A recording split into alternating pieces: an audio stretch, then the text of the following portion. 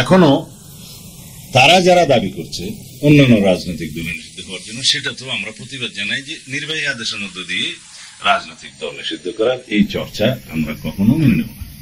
তবে কোন রাজনৈতিক দলের বিরুদ্ধে মানবতা বিরোধী অপরাধ অথবা যুদ্ধ অপরাধ অথবা গণহত্যার মতো অপরাধ, যেটা আর্টিকেল 47-এ আছে কনস্টিটিউশন, এরকম যদি অভিযোগ থাকে, তার প্রেক্ষিতে আইন সংশোধিত হয়েছে, আগে সংশোধিতও ছিল না, সেই সংশোধিত আইনের মধ্যে তাদেরকে অভিযোগ নিয়ে এসে বিচার করা যায়, সেটা আদালত নির্ধারণ করবে।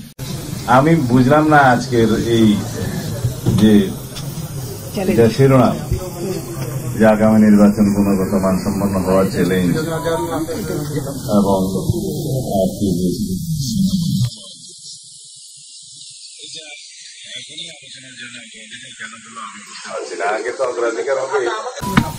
জুলাই সনদ বাস্তবায়নের প্রক্রিয়াটা সমাপ্ত হবে জনগণের সম্মতির জন্য, সার্বভৌম এখতিয়ারের সম্মতির জন্য, সেটা জুলাই সনদের পক্ষে অথবা বিপক্ষে জনগণের কাছে আমরা যাব।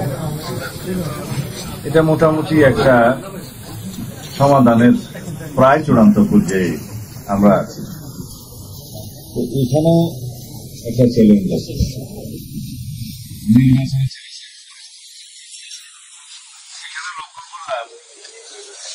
যে সবাই এই বিষয়ে মোটামুটি একমত যে জনগণের সার্বভৌম রায়টা আমরা নেই, যে সাংবিধানিক সংস্কার সহ অন্যান্য সংস্কারে জনগণ পক্ষে আছে কিনা। আমরা ধারণা করতে পারি বাংলাদেশের জনগণ সংস্কারের পক্ষে, কিন্তু এটা নেয়ার জন্য আমি প্রস্তাব এই জন্যই করেছিলাম, রেফারেন্ডামের মাধ্যমে জনগণ যদি সংস্কারের পক্ষে রায় দেয়, তাহলে পরবর্তীতে আসন্ন নির্বাচনে যে সংসদটা গঠিত হবে, সেই সংসদ এই জনরায়ের বাইরে যেতে পারবে না, এই ম্যান্ডেট মানতে বাধ্য হবে। আদারওয়াইজ সংসদে যারাই মেজরিটি থাকবে অথবা 2/3 মেজরিটির মাধ্যমে সেই সংসদের ইচ্ছা অনুযায়ী সংবিধান সংশোধন হবে, কিন্তু এই ম্যান্ডেটটা থাকলে সেটা বাধ্যতামূলক হবে প্রত্যেকটা সংসদ সদস্যের উপর, প্রত্যেকজন। সে জায়গায় সবাইকে আমরা মনে হয় বোঝাতে সক্ষম হয়েছি, এবং এটা করার জন্য আমাদেরকে সংবিধান স্পর্শ করতে হবে না,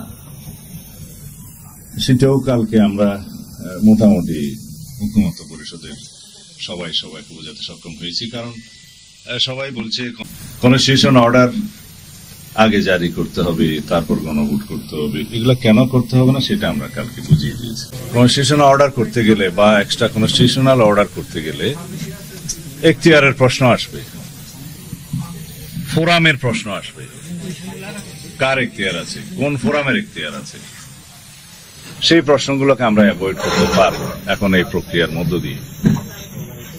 এবং কনস্টিটিউশন অর্ডার জারি করার মধ্য দিয়ে একটা সাংবিধানিক সংকট সৃষ্টি হওয়ার যে সম্ভাবনা ছিল, সেখান থেকে আমরা বেরিয়ে আসতে পারব।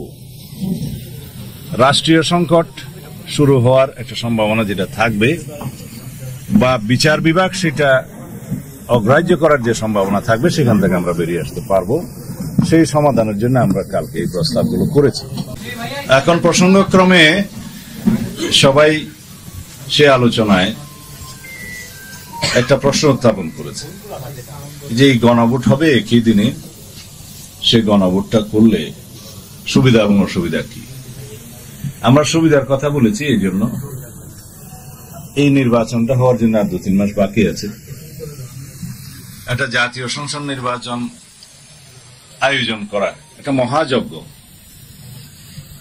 এই আয়োজন একই আয়োজন করতে হবে যদি আলাদাভাবে আর একটা গণভোটের আয়োজন আমরা করি তার আগে। কারণ একই ব্যালট বাক্স এলি, একই pulling officer, presiding officer, vote centre, সমস্ত আয়োজন, সমস্ত বাজেট সবকিছু হবে, অথচ ফলাফল একই। নির্বাচনের দিনে যে গণভোটের রায়টা আসবে সেই ফলাফল যেমন একই বাইন্ডিং হবে পার্লামেন্টের উপরে, আর আগে হলো একই বাইন্ডিং। কিন্তু আমরা অ্যাভয়েড করতে পারবো নির্বাচন বিলম্বিত করার যে কোনো প্রয়াসকে, আমরা বিলম্বিত হওয়ার যে কোনো প্রয়াসকে আমরা অ্যাভয়েড করতে পারবো। তা এখন লক্ষ্য করছি কেউ কেউ, আমি কোন দলের নাম নেব না, এটা তো অনিয়ারে যায়, সবাই দেখে, এখনো আবার সেই আগের জায়গায় আগে গণভোট দিতে হবে, কনস্টিটিউশন অর্ডার করতে হবে, এগুলো আমাদের মনে হয় পরিহার করা উচিত। এগুলো হচ্ছে মূল চ্যালেঞ্জ। নির্বাচনটা চ্যালেঞ্জ না। যারা নির্বাচন বিলম্বিত করতে চায় বিভিন্ন কায়দা কানুনের মধ্য দিয়ে, সেটাই হচ্ছে চ্যালেঞ্জ। তা আমরা বলেছি এই গণভোট আয়োজনের জন্য যে আইনি বিধানগুলো করা দরকার, সেই কনস্টিটিউশনকে স্পর্শ করবে না। কারণ সংবিধান পরিবর্তন হলে, সংশোধন হলে, যে সমস্ত আর্টিকেলগুলো পরিবর্তন হলে গণভোটের বাধ্যবাধকতা আছে, সেগুলো নির্ধারিত আছে আর্টিকেল 142-তে। কিন্তু সেই সংশোধনীটা যখন হবে তখন তার পরবর্তী বিষয় চূড়ান্ত অনুমোদনের জন্য রাষ্ট্রপতি স্বাক্ষরের আগে যেতে হবে গণভোটে। সেই জায়গায় আমরা এখন আসি নাই। আমরা বলেছি সংবিধানে অন্যান্য জাতীয় ইস্যুতে গণভোট করা যাবে না এমন কোন বিধান নাই। সুতরাং সরকার অধ্যাদেশ জারি করে অথবা আরপিওতে সংশোধনী এনে একটা গণভোট পরিচালনা করার জন্য নির্বাচন কমিশনকে ক্ষমতা প্রদান করতে পারে এবং নির্বাচন কমিশন সেই গণভোটটা করতে পারবে একই দিনে, জাতীয় সংসদ নির্বাচনের দিনে।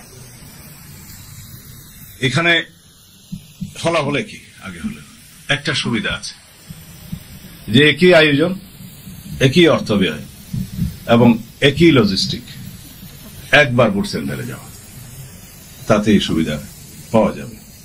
অসুবিধার মধ্যে হচ্ছে আরেকটা জাতীয় সংসদ নির্বাচনের মতো বিশাল আয়োজন করে শুধুমাত্র গণভোটের জন্য দেশকে প্রস্তুত হতে হবে, সেটা হচ্ছে অসুবিধা। কিন্তু ফলাফলে কি সেটার একটা লক্ষ্য থাকতে পারে, এই নির্বাচন যেন বিলম্বিত হয়, সেদিকে আমি যাব না। কিন্তু আরো একটা প্রশ্ন এসছে যে জাতীয় সংসদ নির্বাচনকে যাতে অসুবিধার মধ্যে না ফেলে, যাতে জনগণকে বিভ্রান্তির মধ্যে না ফেলে, সেই জন্য নাকি 2টা ব্যালট দিলে একটু একই দিনে অসুবিধা হবে। এইটা কিরকম প্রশ্ন আমি বুঝলাম না। এখনই তো আমরা 3টা ব্যালটে ভোট দিতে অভ্যস্ত। স্থানীয় সরকার নির্বাচনে চেয়ারম্যানের জন্য একটা, মহিলা মেম্বারের জন্য একটা, পুরুষ মেম্বারের জন্য একটা দিচ্ছি না, যদিও সেই নির্বাচনগুলো ফ্লড হয়েছে, বাট দিচ্ছি তো। উপজেলা নির্বাচনে উপজেলা চেয়ারম্যানের জন্য একটা, মহিলা ভাইস চেয়ারম্যানের জন্য একটা, পুরুষ ভাইস চেয়ারম্যানের জন্য আমরা দিচ্ছি তো। সিটি কর্পোরেশন মেয়রও এরকম 2-3টা ব্যালট থাকে। তো সুতরাং আমাদের জনগণ অভ্যস্ত। গণভোটের জন্য যে ব্যালটটা হবে সেই ব্যালটে আমাদের সাধারণ জনগণের বোঝার জন্য নির্বাচন কমিশন প্রচারণা দিতে পারে। এই যে লাল চিহ্নের মধ্যে টিক দিলে না, গ্রিন চিহ্নের মধ্যে টিক দিলে হ্যাঁ, এরকমও হতে পারে। খুব সিম্পল করা যায়। আর গণভোটের প্রশ্ন তো জনগণের সামনে উন্মুক্তই থাকবে।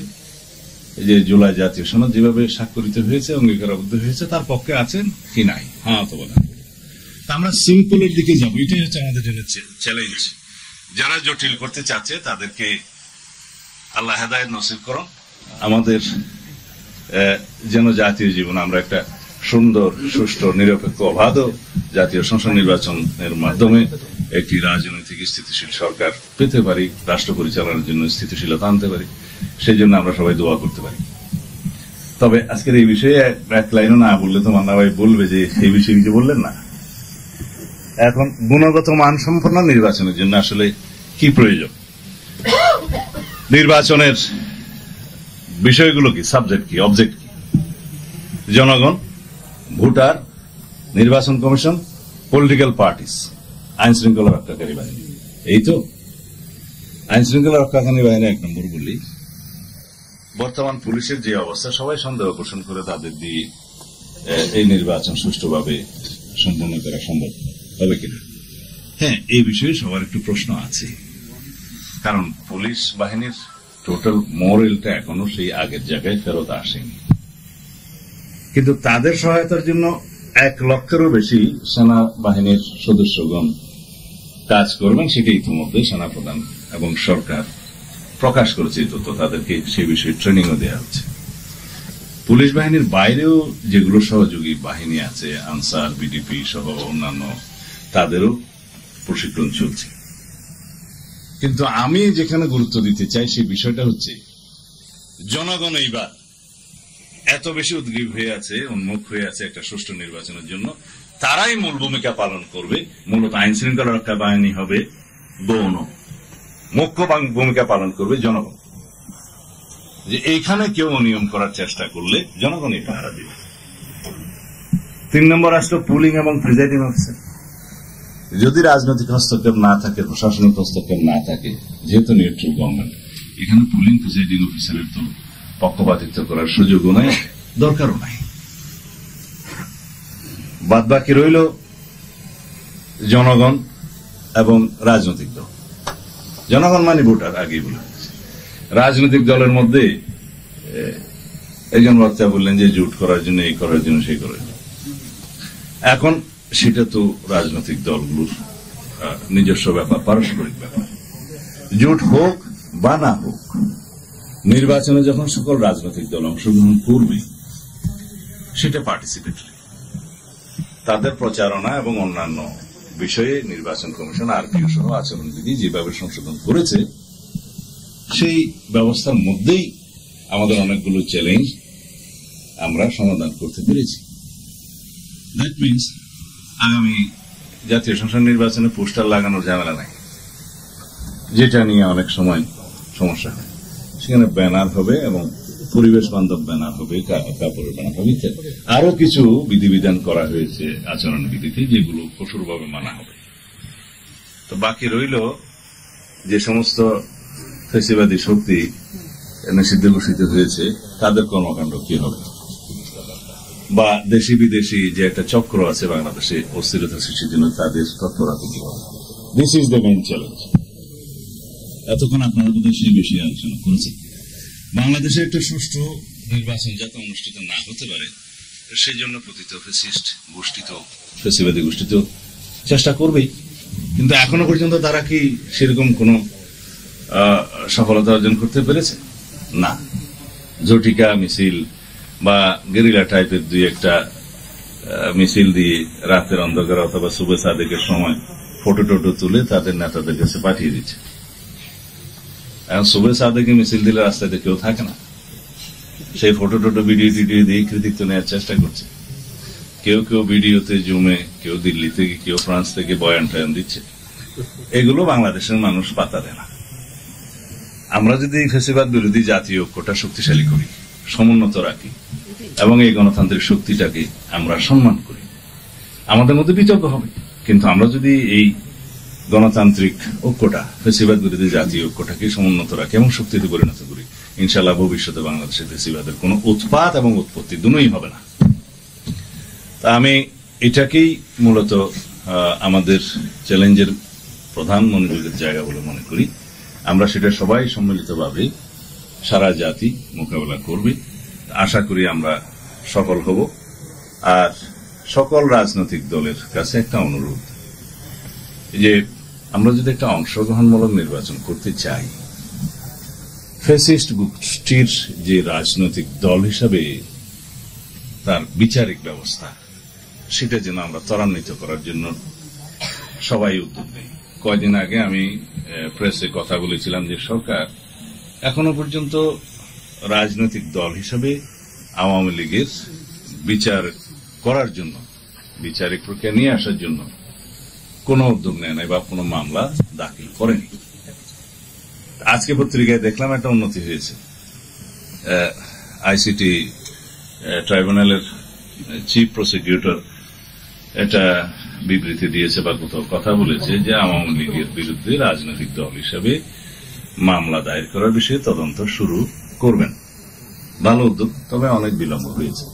কারণ বিচারিক প্রক্রিয়ার মধ্য দিয়ে নির্ধারিত হওয়া উচিত বাংলাদেশের রাজনৈতিক দলগুলো কে দায়ী রাজনীতি করতে পারবে না, নির্বাচন করতে পারবে না। আমরা সবসময় বলেছি যে নির্বাহী আদেশের মধ্য দিয়ে রাজনৈতিক দল নিষিদ্ধ করার এই প্রথা, এই চর্চা হবে ভবিষ্যতের জন্য ভয়ঙ্কর। তো সুতরাং আগে জামায়াত ইসলামীর রাজনীতি নিষিদ্ধ করা হয়েছিল নির্বাহী আদেশের মাধ্যমে। বিএনপি প্রথম সবচেয়ে প্রতিবাদ করেছে ভিগোরাসলি, মানে কি হবে, আচ্ছা আমরা প্রটেস্ট করেছি সেটা তখন। এখনো তারা যারা দাবি করছে অন্যান্য রাজনৈতিক দল নিষিদ্ধ হওয়ার জন্য, সেটা তো আমরা প্রতিবাদ জানাই যে নির্বাহী আদেশের মধ্য দিয়ে রাজনৈতিক দল নিষিদ্ধ করার এই চর্চা আমরা কখনো মেনে নেব না। তবে কোন রাজনৈতিক দলের বিরুদ্ধে মানবতা বিরোধী অপরাধ অথবা যুদ্ধ অপরাধ অথবা গণহত্যার মতো অপরাধ, যেটা আর্টিকেল 47-এ আছে কোন সেকশন, এরকম যদি অভিযোগ থাকে, তার প্রেক্ষিতে আইন সংশোধিত হয়েছে, আগে সংশোধিত ছিল না, সেই সংশোধিত আইনের মধ্যে তাদেরকে অভিযোগ নিয়ে এসে বিচার করা যায়, সেটা আদালত নির্ধারণ করবে। আর সবাই বলে যে এটা জনগণের বিষয়। জনগণ তো 5ই আগস্ট বিষয় জানিয়ে দিয়েছে যে এই দেশে ফ্যাসিবাদী শক্তির কোন রাজনীতি তারা চায় না। জনগণের বিষয় নির্ধারিত। জনগণ আরেকটা প্রক্রিয়ায় তাদের রায় দেয়, সেটা হচ্ছে নির্বাচন। তো সুতরাং অভ্যুত্থানের শক্তিটা বেশি। অভ্যুত্থানের শক্তির মধ্য দিয়ে এদেশে ফ্যাসিবাদী রাজনীতির অপসারণ হয়েছে, মৃত্যু হয়েছে। জনগণ একভাবে বিদায় করে দিয়েছে, কিন্তু বৈধভাবে, আইনানুগভাবে, আন্তর্জাতিকভাবে গ্রহণযোগ্যতা পাওয়ার জন্য সেটা বিচারিক প্রক্রিয়ার মধ্য দিয়ে আমাদেরকে যেতে হবে।